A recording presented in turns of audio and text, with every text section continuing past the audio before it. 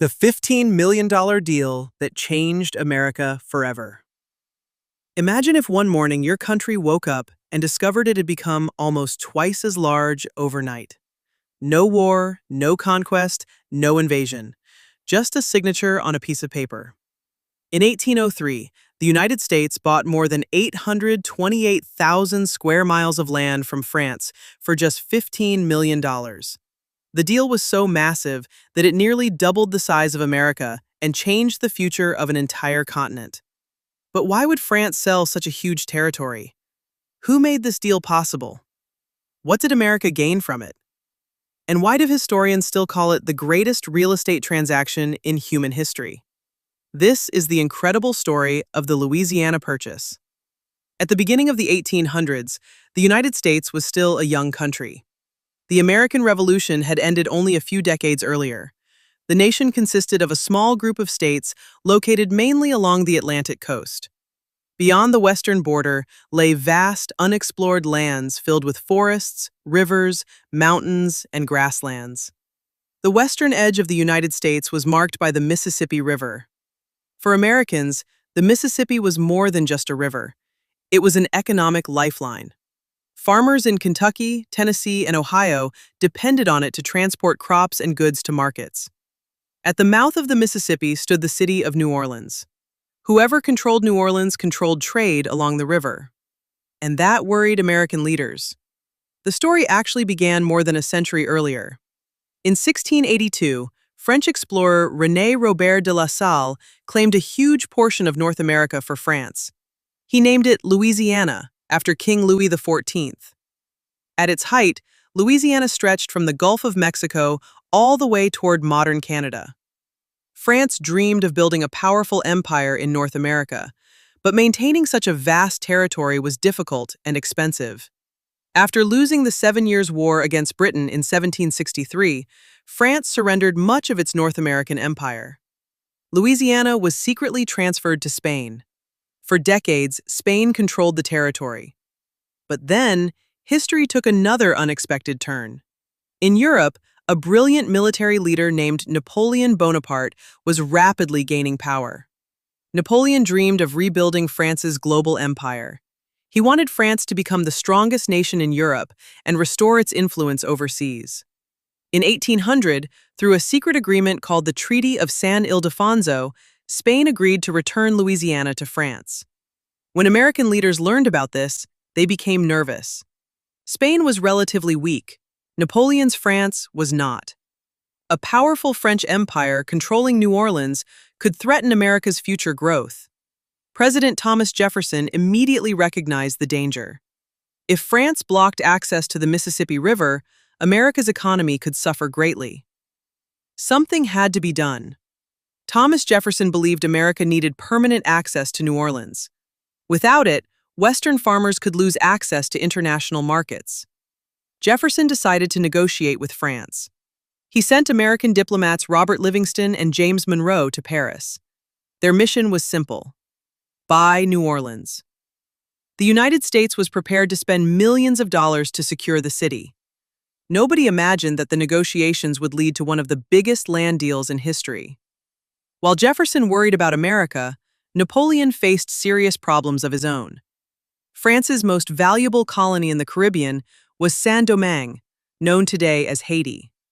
Napoleon hoped Louisiana would supply food and resources to support this colony. But everything went wrong.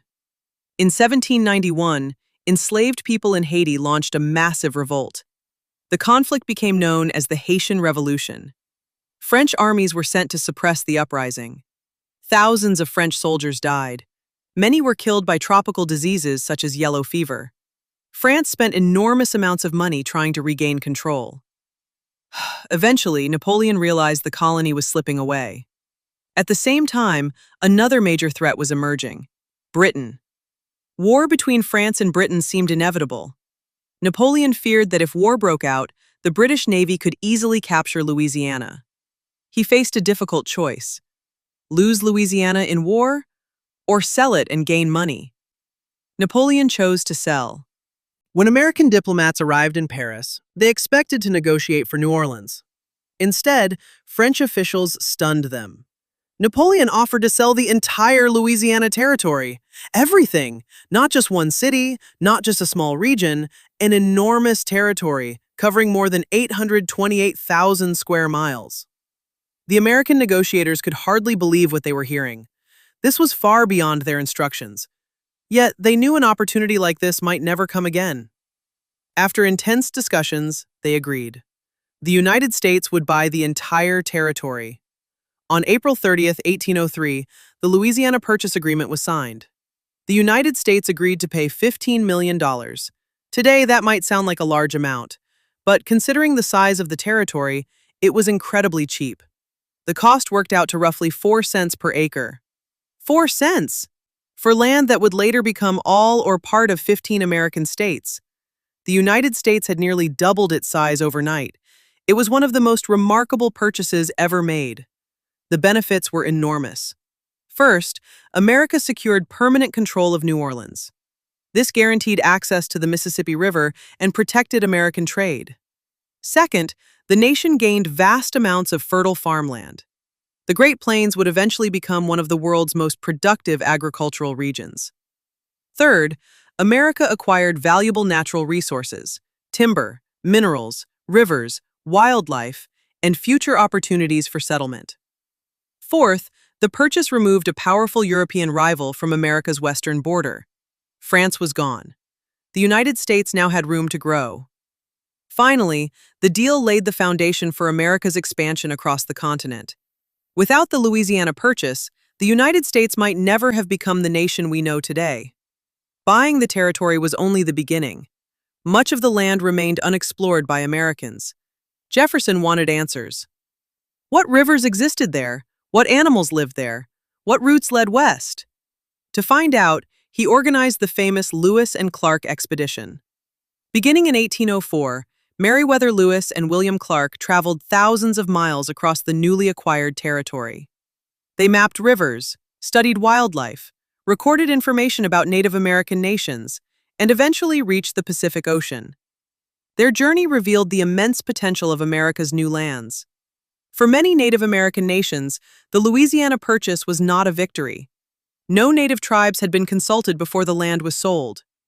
European powers exchanged ownership of territories where indigenous peoples had lived for centuries. As American settlers moved westward, conflicts increased. Many native communities lost land, resources, and traditional ways of life. The Louisiana Purchase helped America grow, but it also began a period of profound change and hardship for countless native nations. Understanding this part of the story is just as important as understanding the purchase itself. One young nation wanted a single city. One ambitious emperor needed money. The result was a deal that reshaped North America forever. For just $15 million, the United States gained an empire-sized territory, secured its economic future, opened the door to westward expansion, and set itself on the path toward becoming a continental power. More than 2 centuries later, the Louisiana Purchase remains one of the most important decisions in American history. A single signature, a single deal, and a future transformed forever. The Louisiana Purchase wasn't just the greatest land deal in history.